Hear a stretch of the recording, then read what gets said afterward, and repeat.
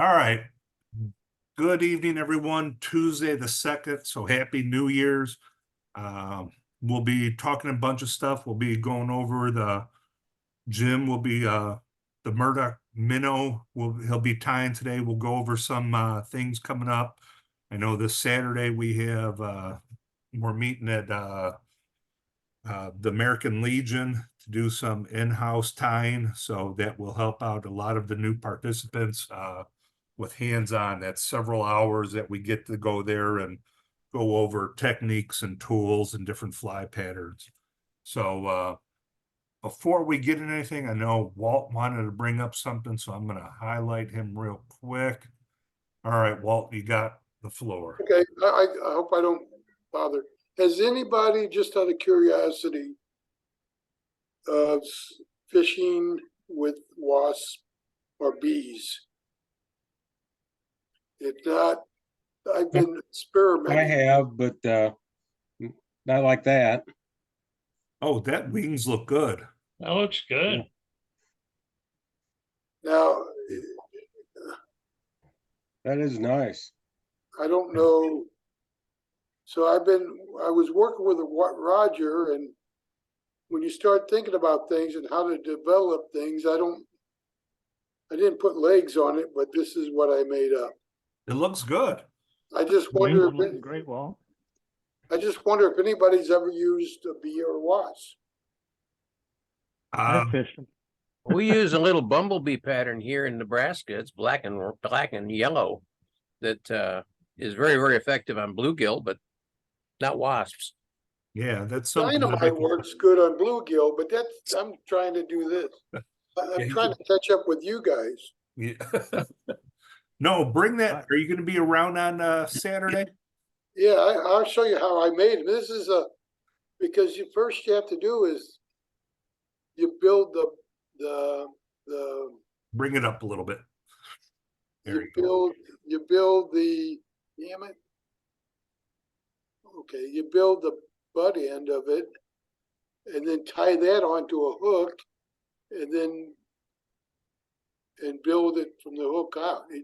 You work backwards all the way up to the head. Cool. Because I know we're going to have a couple new participants, so for sure they're going to enjoy watching that. So it'll be kind of neat to see.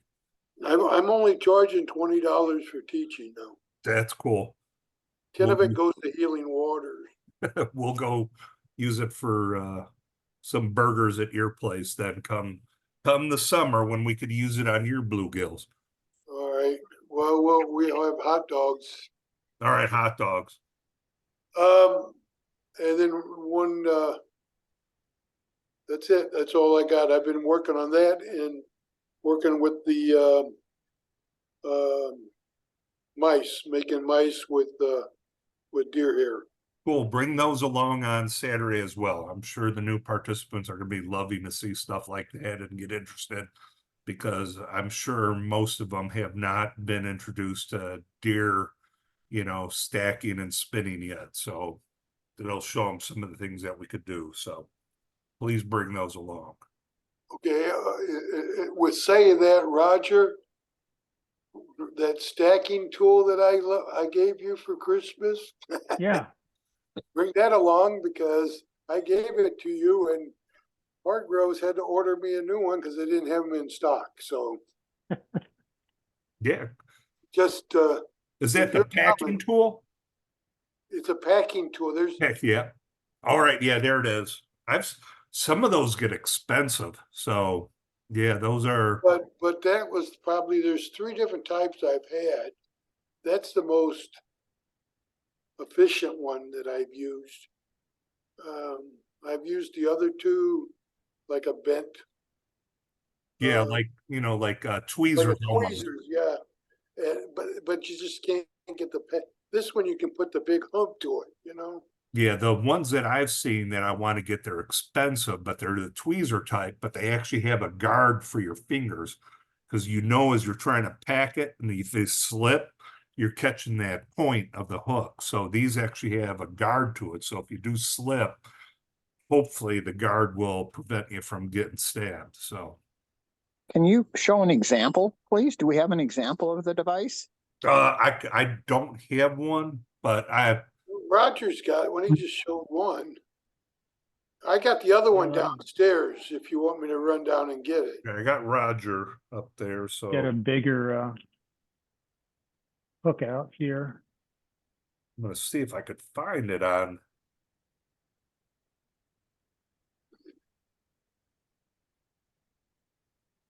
Here we go. I got one. You got one? All right, let me find you so I could spotlight you. There you So go. we're Yep. talking about one of those? Yeah, Yes. I have one of those. Yeah. That's the kind I use.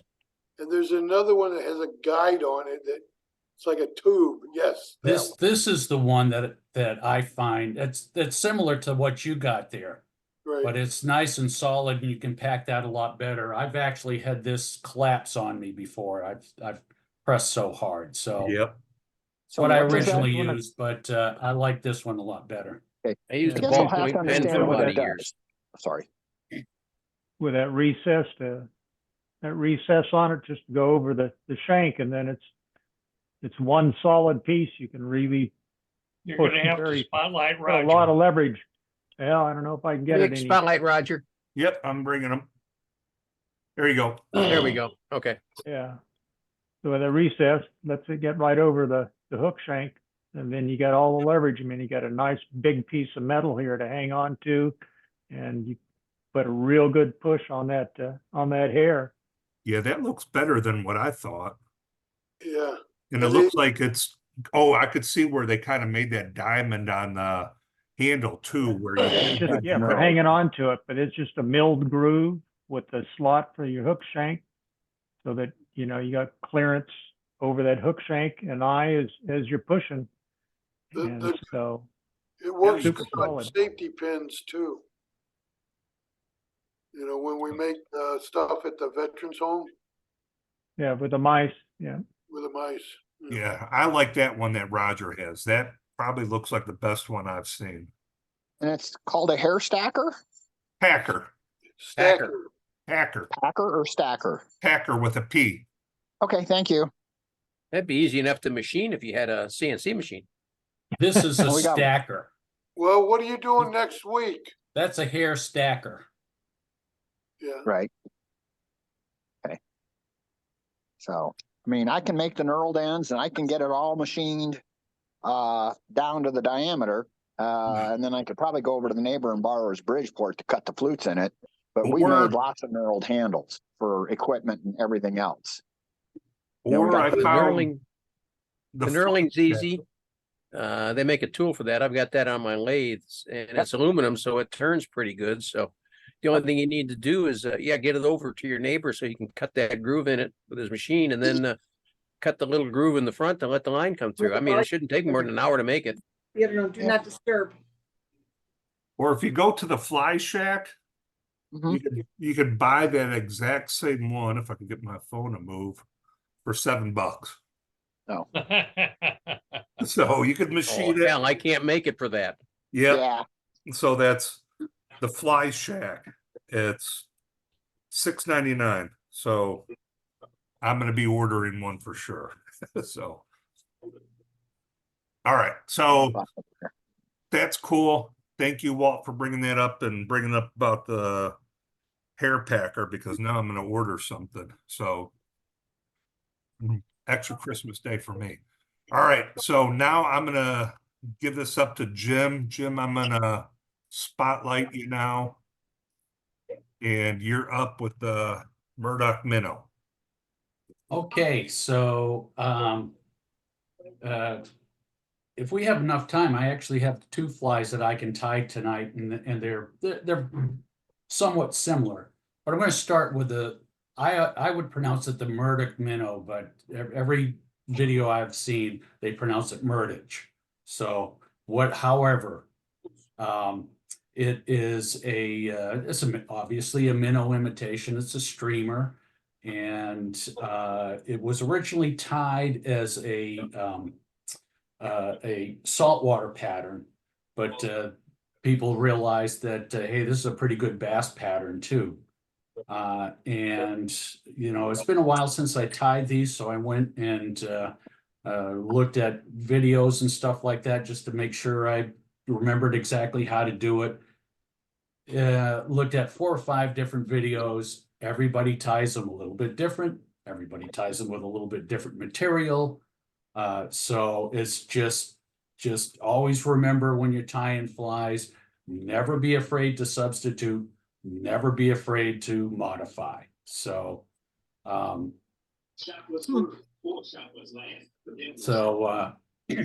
anyway, let's go to the up close camera here. Just use that one. I guess maybe because you're on there. So Mick, you this need to is mute basically it everybody right and then here. bring Jim back. Sorry. Mick needs to mute everybody. And we're getting a lot of feedback from someplace, Jim. Yeah.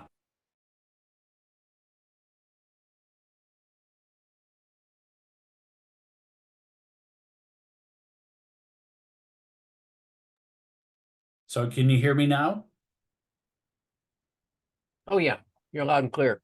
Oh, okay, very good. But anyway, so like I say, it's an unweighted fly. It's big enough that it might be you might be able to cast it on a 5 weight, but a 6 weight would be even better. I'm not sure once it gets wet, it might be a little harder to cast, but so like I say, it's unweighted, so it travels like right under the surface of the water. Honestly, don't fish it a lot around here because most of the time I am fishing for bass in the Burbus River, and it's never clear.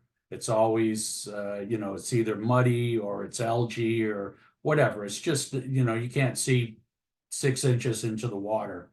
But I'll fish it like up at the Boundary Waters, or if we go down to the Huzzah River. In clear rivers, I will fish it. I just have the feeling that it would be better if the fish could see it. So anyway, I've caught a lot of nice fish on this, and it's a fairly easy pattern to tie. So for a hook, I use a woolly booger hook, like a 3X, 4X. Tonight I'm going to tie in like a size 2. Originally it was tied on like I say, it was a saltwater pattern. So they used stainless steel hooks like this shape. They're called stinger hooks or bass hooks or whatever. And and this is a great bass fly hook, and there's nothing wrong with it, but the one that I have in stock right now is too big for what I like to tie. And so like I say, I just tie them on woolly booger hooks. So here's our hook. For material, I use unithread, 6/0 unithread. And for the tail, we have white bucktail, silver flashaboo,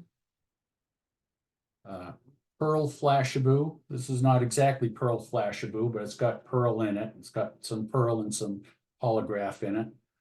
For the body,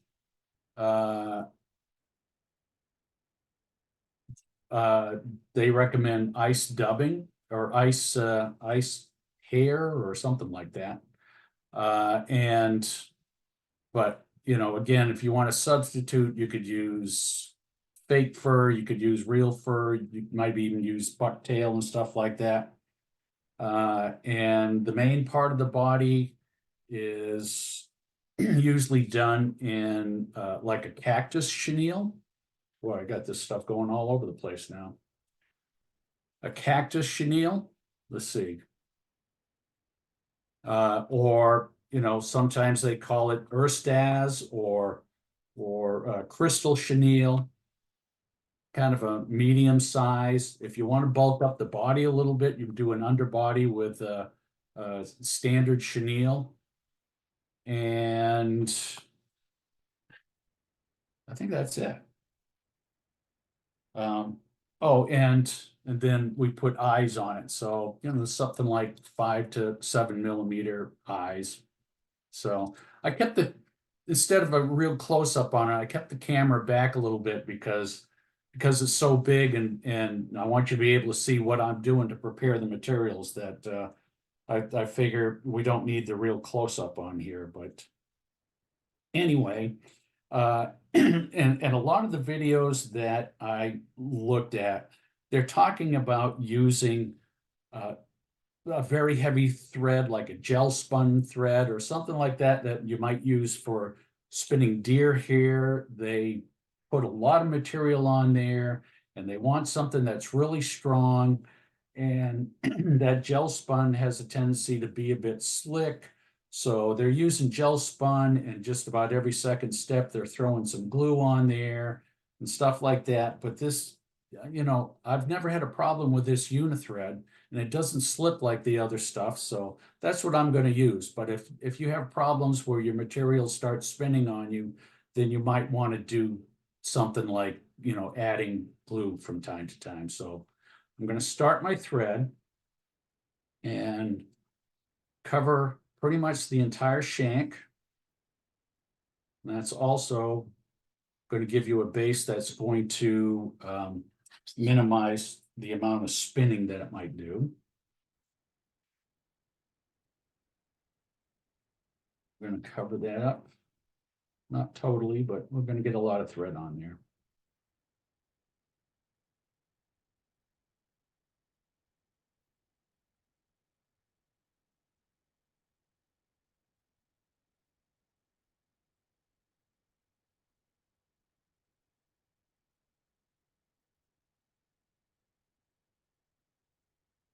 Okay, and then I start probably somewhere between 1/2 and 2/3 the way back down the shank. And the first thing we're going to tie on is bucktail, white bucktail.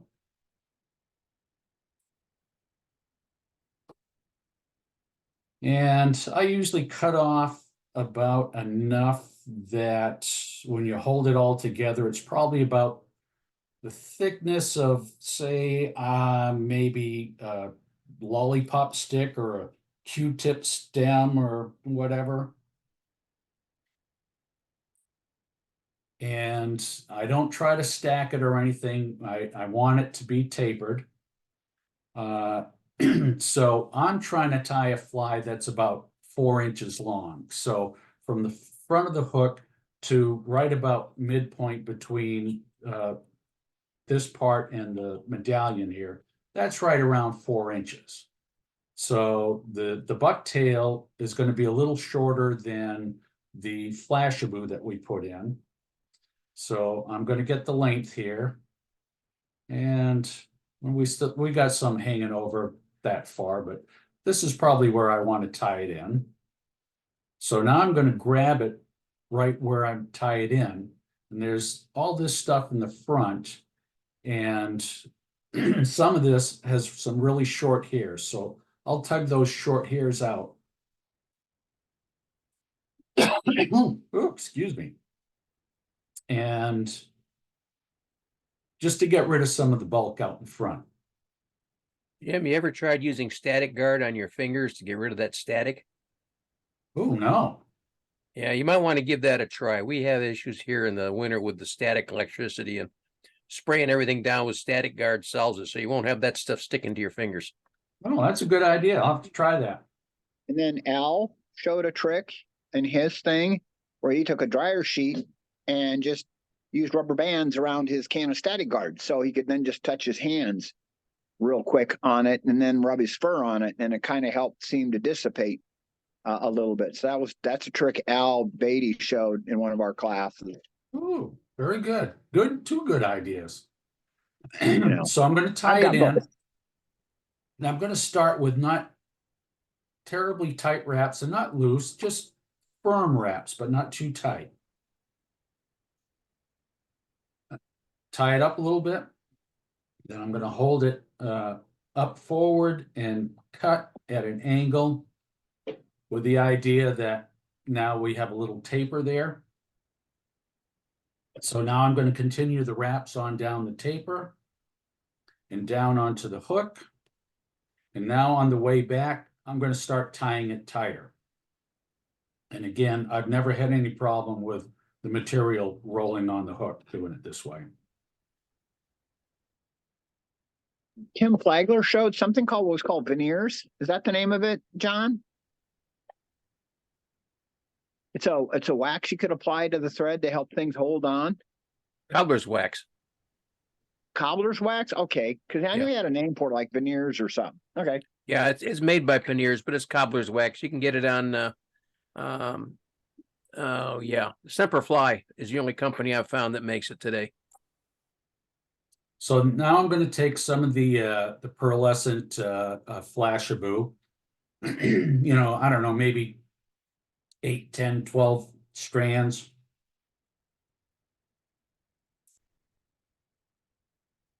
Cut it off, and then I'm going to wrap it around the bobbin and fold it over right in the middle. Lift it up on top of the fly, and then I'm going to start tying that back.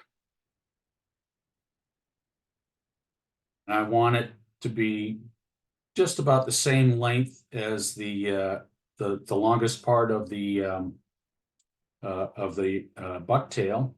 And then I cut it off, and I try to cut it on an angle, because again, what I'm looking for is a tapered end. Then I'm going to do the same thing with the silver Flashaboo. So I'm going to cut a hank off.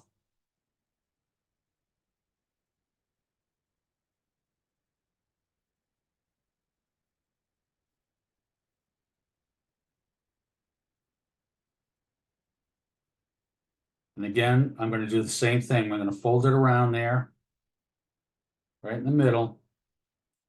Actually, I want to get the thread back forward here. And then go ahead and tie that down.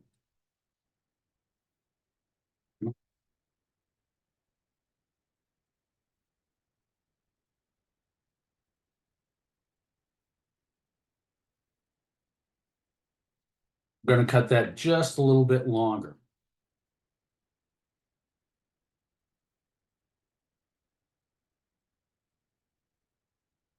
Then I'm going to take this white ice fur, but again, don't know that it needs to be ice fur. And we're going to build up a little bit of material around the outside just to make a little thicker body. So it comes in strands like that. I'm going to cut probably about just about an inch off. I'm going to tie one bundle on the far side of the hook.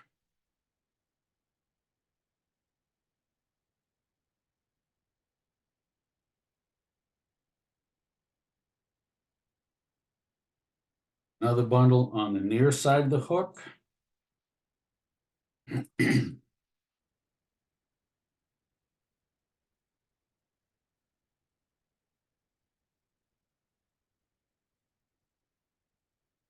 This just kind of helps make a transition from what's going to be the head to what's the tail. Make the body itself a little fuller.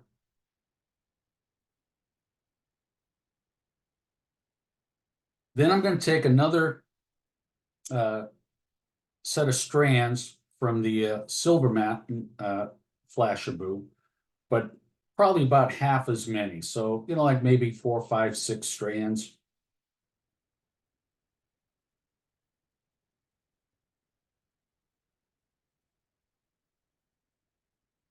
Then I am going to take that. Well, that Flashaboo is just falling apart. I'm gonna fold that in half and cut it to half the length.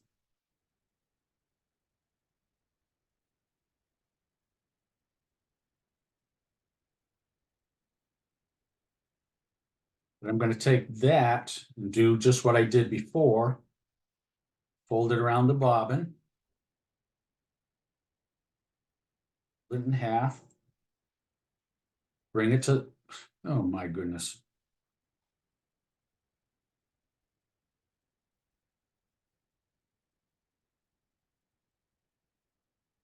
Again, bring it to the top of the fly and tie that in.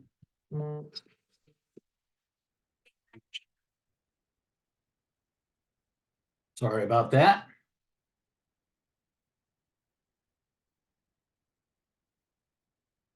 And let's see, what else do we got here? Flash blue, so white ice for.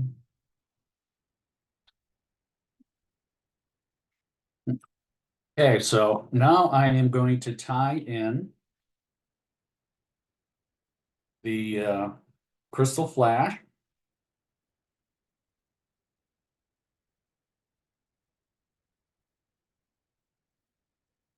And to make the body a little bit fuller, I am also going to tie in some medium-sized white chenille.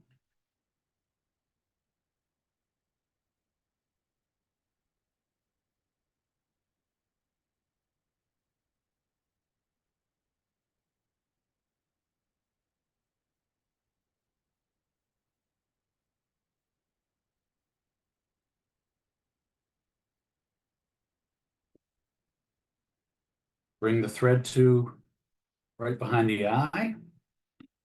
Going to wrap the chenille.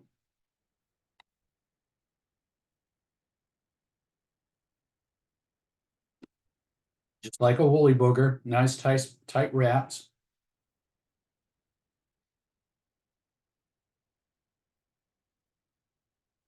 Tie it off. Try not to crowd the hook.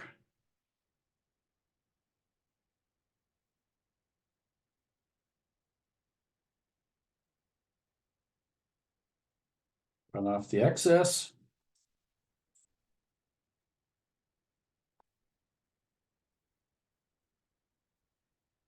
Kind of clean that up a little bit.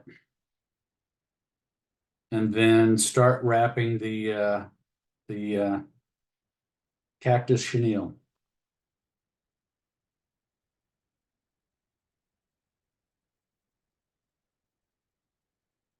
And just like the first chenille, nice tight wraps, keep them close together. It'll make everything, a fuller body.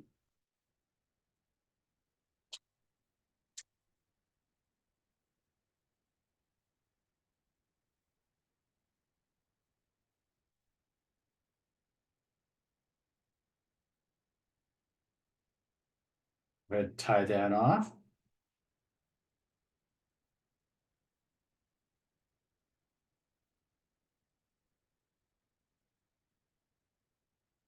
Cut off the excess. Clean things up, make a little head.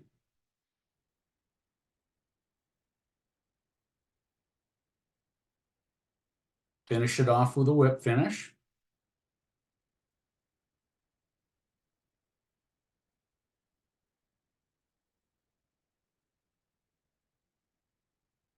Now you can just leave it the way it is, but you can also use markers to add a little extra color to it. I have these markers, they're called Prismacolor. I don't know if you can see that. Now, I don't even know if they make these anymore. It seems to me the last time I tried to get those, I ended up buying some extra ones because I had a hard time finding them. But I use this, it's called Cool Gray. And I just darken up the top of the fly.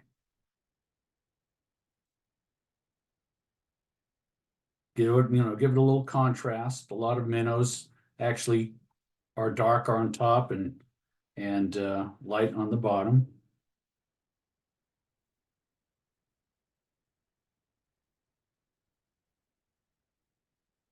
thing that I like about these particular markers is they just seem to not only add color, but the shine from the chenille comes through.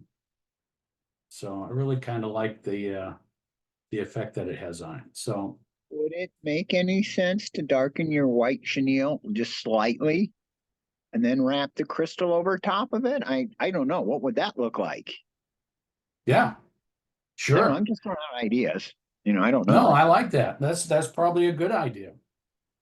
Then you can shade in, let's say like on the side, a little bit of green, and then migrate yourself to a little bit of yellow, and then still have the flash that looks like scales. Yeah, you know what? I think I actually tried that, and when I got the crystal chenille on there, I had to do it again, but it probably still helped, you know, because it came all the way through. So yeah, you can absolutely do anything. So now we're going to put the eyes on, and so I'm going to just shave off a little bit on the side here. And there's all ways to put the eyes on, different glues. I've tried just about all of them, and they just about all seem that they will stick.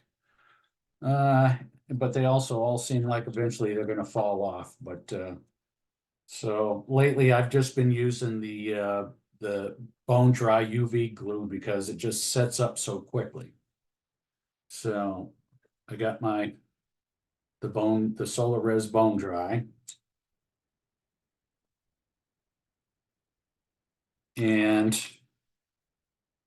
the trick is always you want to put the glue on there and you want to get the eye on there without getting the glue on your hanging finger, which then gets it on the eye, which clouds up the eye and maybe even pulls the eye off. So what I do is, these eyes have a sticky back. So I use my bodkin and I pick up the eye so it's stuck on the end of my bodkin here. Now I'm going to put that down. I'm going to get my glue out and put a couple of drops right where I want that eye.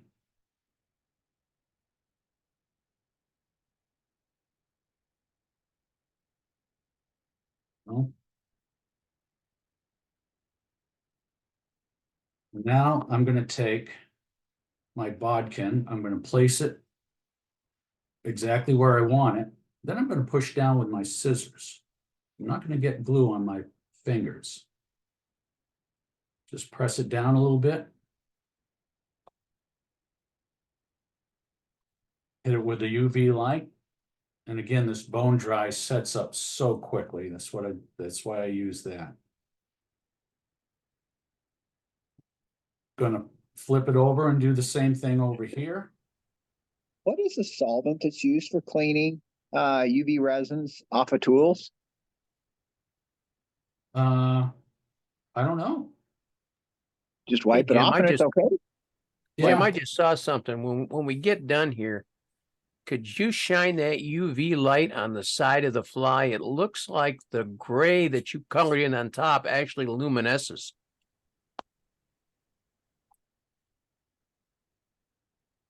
Well, the eye certainly does. Does yeah, and look at how blue the gray is and how white the bottom is. Yeah. Interesting. Yeah.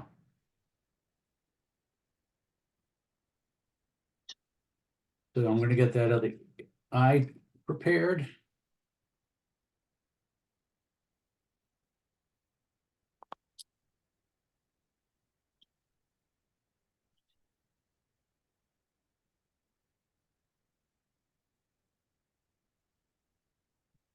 Two on there.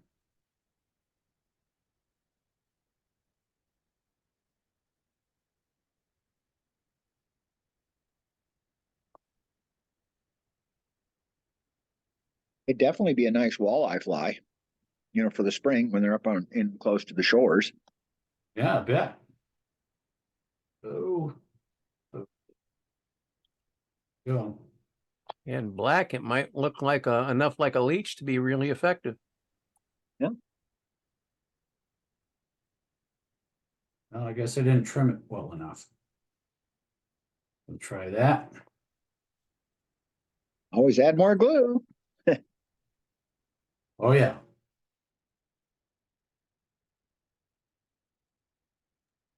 When I put glue on, I use toothpicks. Instead Yeah. of the toothpicks work fairly efficient, and then they stick to the kitchen table. So, that's it. It's really pretty simple.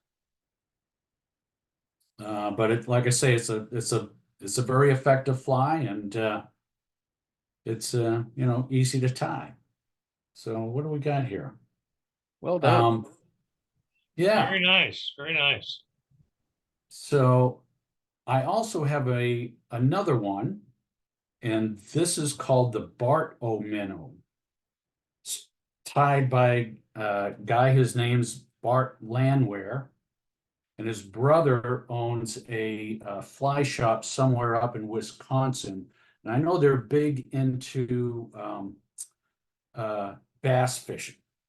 So there's no doubt in my mind that he probably started with a Bardo minnow and just decided to make a few modifications.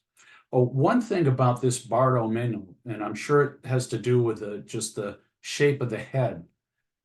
There are times where when you strip it in, if you strip it in, like 8-10 inches strips, it's like strip, strip, strip. It will do, if you're familiar with the technique of walking the dog, the fly, when you strip it in really fast, it'll like turn a corner, and then next time it turns that way, and then it turns that way, and it comes in on like a Z. It doesn't happen all the time, and I'm sure it has something to do with how the fly ended up together, but it does do that from time to time, and that's kind of a neat feature. So the next thing I'm going to tie, it's like I say, it's called the Bardo minnow. And it's all starts out basically the same hooks, same tail.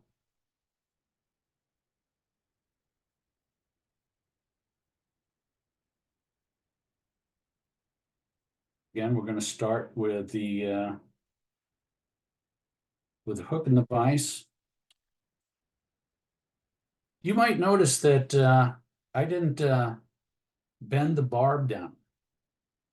And that's because we take these up with the boundary waters, and we're up there for a week, and we have at least 2 or 3 meals of fish that week.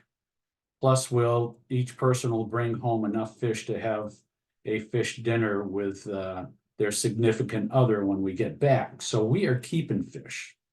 We're killing them. And those 2 or 3 meals, I mean, we're depending on them. We don't buy enough food for all week. So if I am catching and keeping, I leave that barb on there.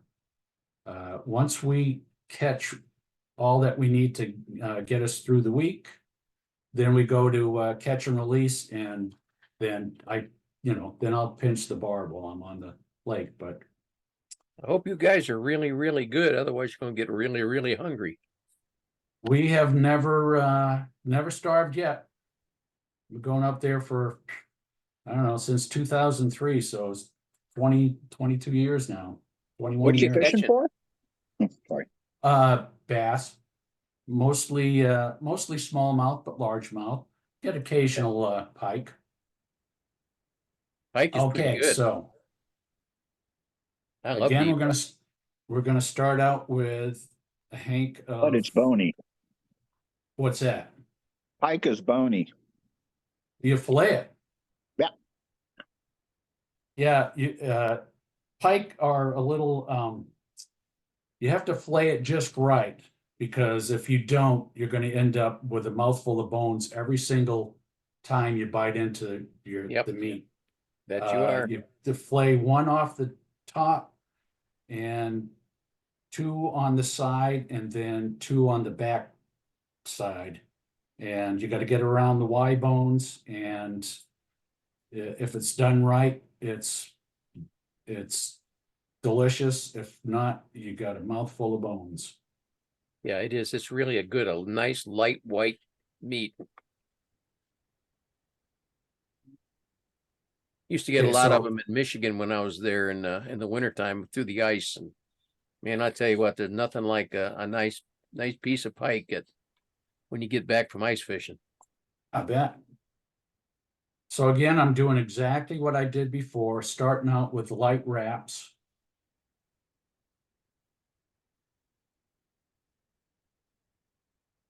Then wrapping down the taper and coming back with tight wraps.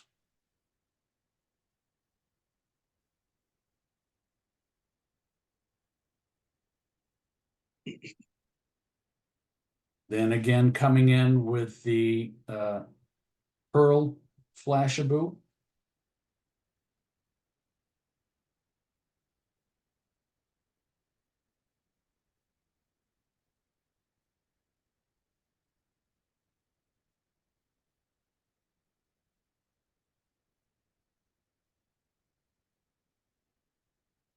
Doubling it over and tying it in.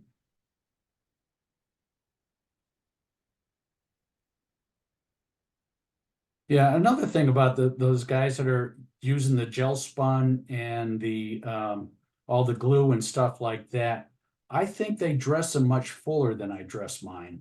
So, that might be part of their problem. I guess the more material you put on there, the more, the better chance that it's going to start spinning. But again, you know what? That's whether you put it a lot on or a little on, that's just personal preference. And Bob Clouser ties his Clouser minnows very sparse, and they catch a lot of fish. So I'm probably halfway in between the sparseness of Bob Clouser and the fullness of old Bart Landwehr there. So now we're going to the silver flashabou.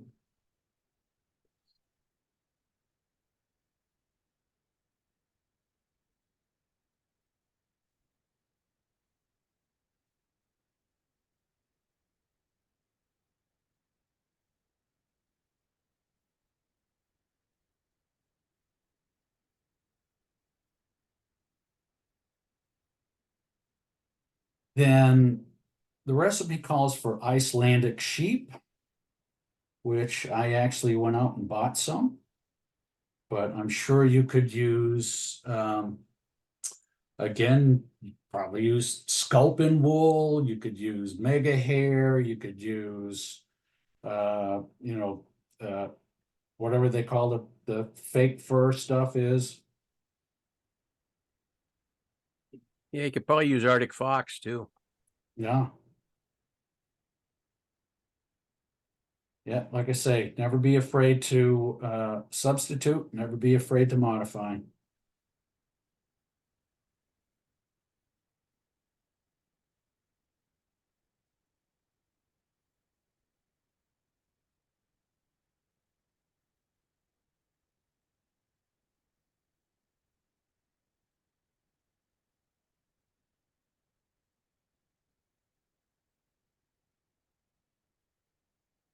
And you want this about the same length as everything else here.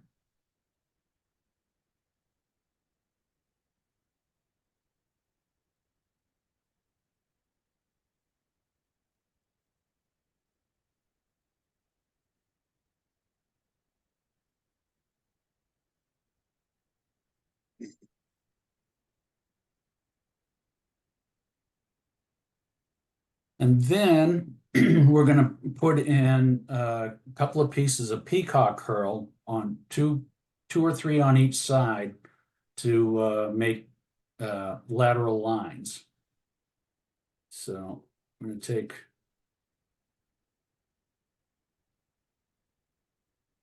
boards right here. I'm gonna turn it over on its side. I'm gonna tie two, and again, this is gonna be about the same length, maybe a little bit longer. So I'm gonna tie 2 on side facing me.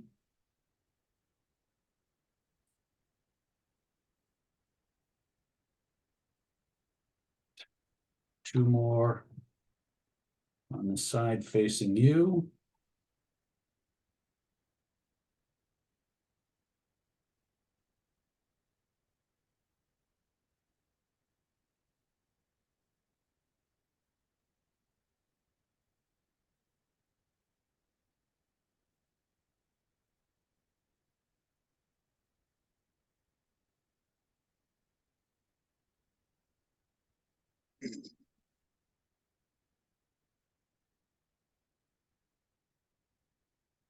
And then we're going to tie in some red rabbit fur.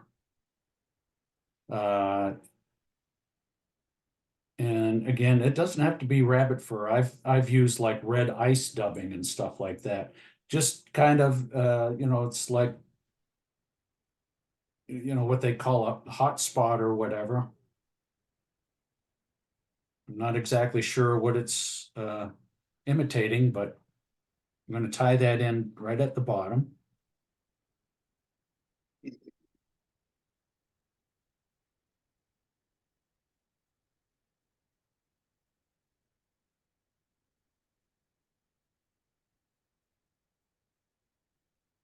Bring her back right side up again.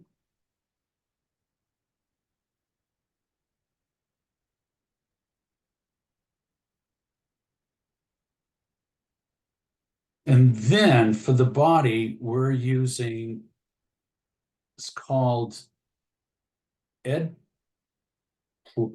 Plaglusi, sparkle brush or sparkle braid. So what this stuff is basically, it's almost like a chenille, in as much as what they did is they took strands of like an ice dubbing, and they wound it up on a single core. Now this core is actually, it's a metal core. It's not a string. But we are going to tie this in.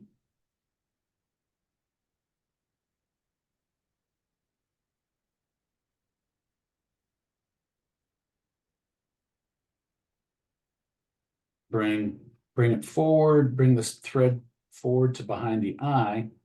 And then as we wrap, we're going to try to spread this these fibers out and then coax them to go back. So I'm going to take this, I'm going to pull it back. We're going to start wrapping here. And as you pull on it, you end up pulling those fibers up. So every once in a while, you have to stop. You need to pull those fibers back down again and then force them to the back.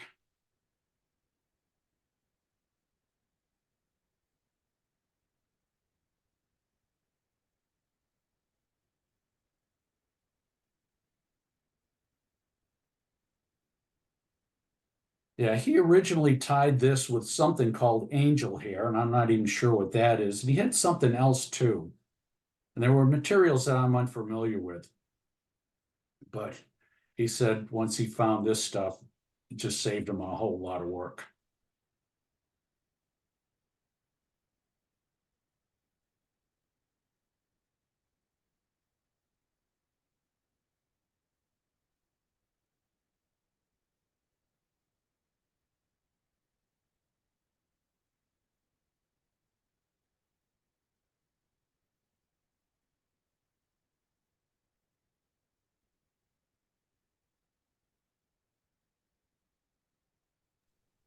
It looks like it would hold a lot of water. Yeah, I don't remember it being, you know, I've tied flies that once they get wet, you know, it's like trying to cast a wet sock.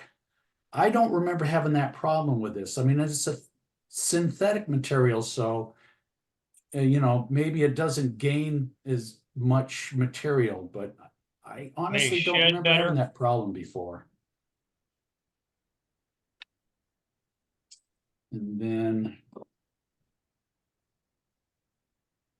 I could probably cut them with the same scissors I cut the my lead with, but I also got a pair of wire snippers here, so I'm going to use that.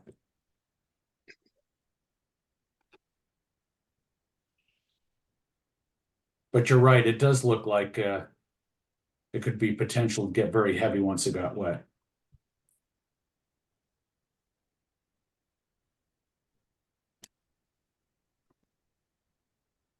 Do whip finish.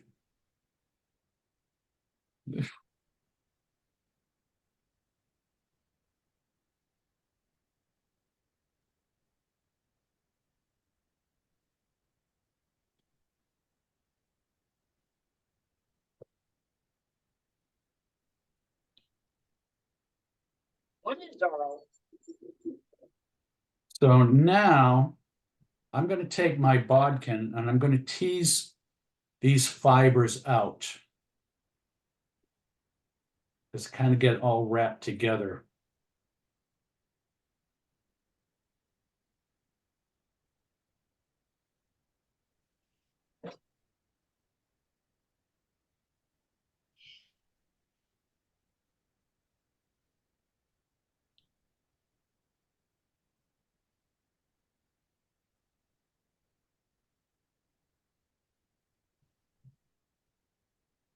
Then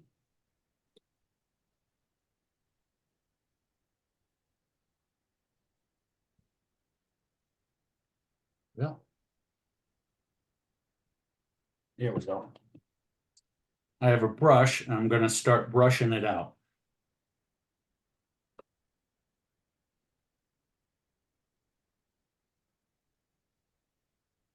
Matter of fact, I'm going to pull it right out of the vise.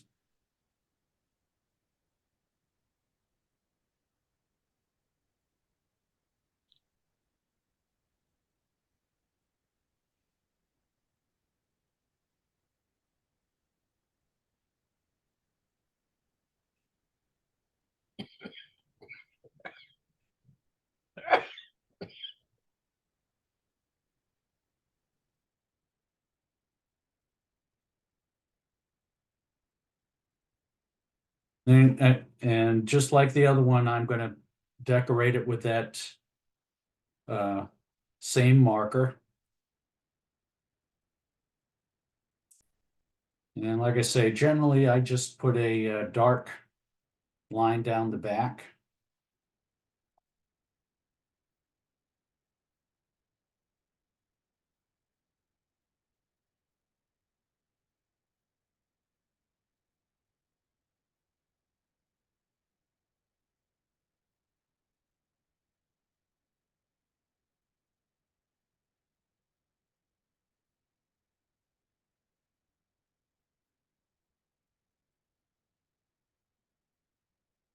Pushing, you know, you can do whatever kind of markings that you want. I mean, this one is just a standard Bardo Meno. That's the way Bart does it. But like this one that I first showed you, it's playing around. I kind of did that fire tiger kind of green on top, orange in the middle, yellow at the bottom. So there's no end to the way that you can whatever dress those dress the fly. And then we're going to put the eyes on just like we did before.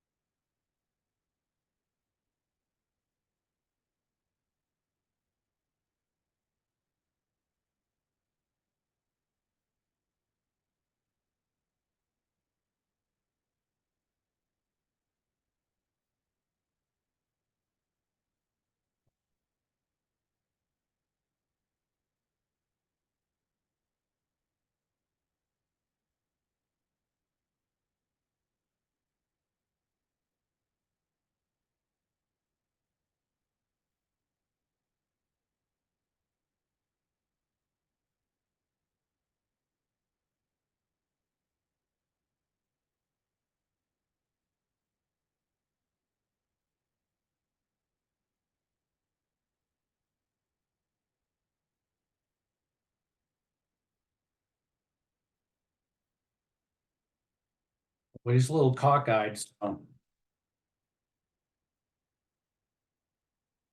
Fish probably won't bite at it. I didn't quite match the eyes. But anyway, there you go. And it's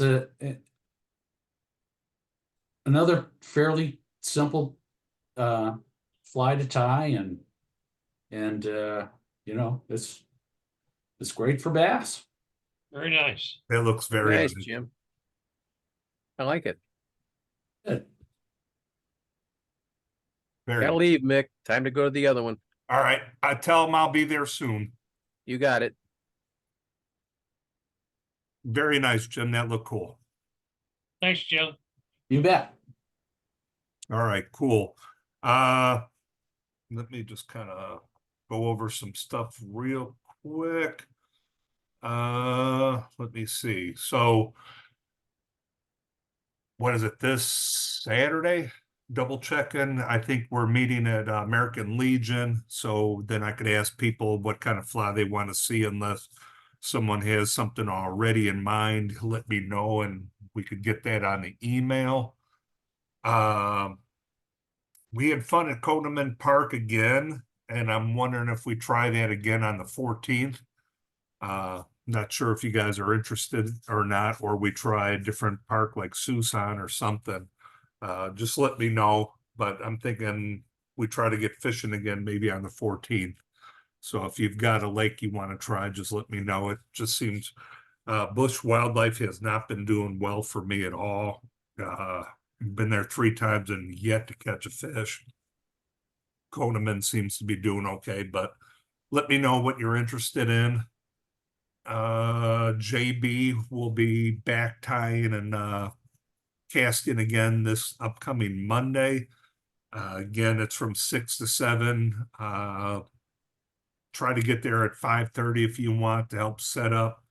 And then we usually try to grab a burger or something afterward if you want to do that with us.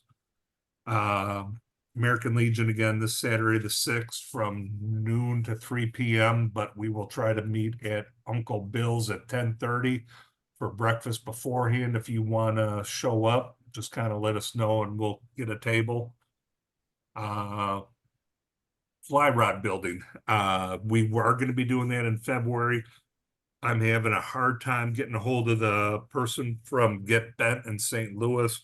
I'll give them one more try tomorrow. If not, I will call a person that John Wright gave me out of Florida, and we will get that and get that quicker out. So, but we are going to do rod building in February, same church that Ken had previous years. We'll be going from 8 to 10 on those days. Tuesdays, we still have our meetings here. You got all the info. That's about it going on. Thursdays, John just left, but he has his Omaha Zoom meeting. You guys are welcome to join in on that. Last week, Tim Flagler tied for him, and that was really interesting. So really, they've got some good people tying on their Zoom calls. So that's all I have. Anyone have any ideas for a fly to tie next week? If not, I'll try to think of something. I would be more than happy to tie again next week. What do you think about what is it, Blue Wing Olive? That would be cool. Oh, yeah. Let's do that.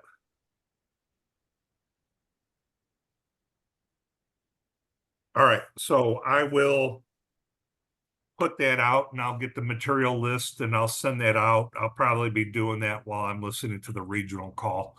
So look for an email soon. I did just put an invite out for the American Legion tying as well. So sorry, that was kind of late. I should have done that earlier. I thought I had done it. So we'll be doing And I'm that. gonna head for Kenneman Park tomorrow from about 1 to 3, if anybody else wants to join. So if you guys want to hook up with Roger, I wish I could go, but Boeing's calling me. So but that's I a just good part. called Tommy Wheeler from Get Vent, Yes. told him to get a hold of you. Okay, cool. I So appreciate it. I don't know if you want to text him or, I called him I have him, on my cell phone now. So I left him a message and hoping I could get to him because I'd rather give him, a local company like that. I'd rather keep him in business than, give him a text, all right. Need to really talk with him. Okay, I'll give him a text. I'm sure that's iPhone or Galaxy or something. Yeah. So I'll give him a text and just say, hey, I've got a credit card right here, and I want to buy some rod building kits. Oh, hold on, Dave, you're muted. Oops. Dave's trying to get the numbers, but they're on the back. Ha ha.